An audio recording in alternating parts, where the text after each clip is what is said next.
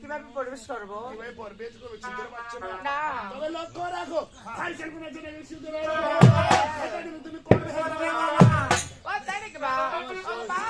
তুমি তো চিত্র করে দিয়েছ, তুমি তো দেখতে পাচ্ছ আমি অনেক মোটা, ওই মোটা শরীরে আমি কিভাবে চিত্রতে প্রবেশ করবো?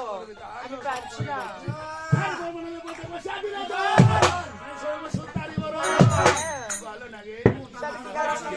আমি তো কাছে বেটা প্রবেশ করে দাও।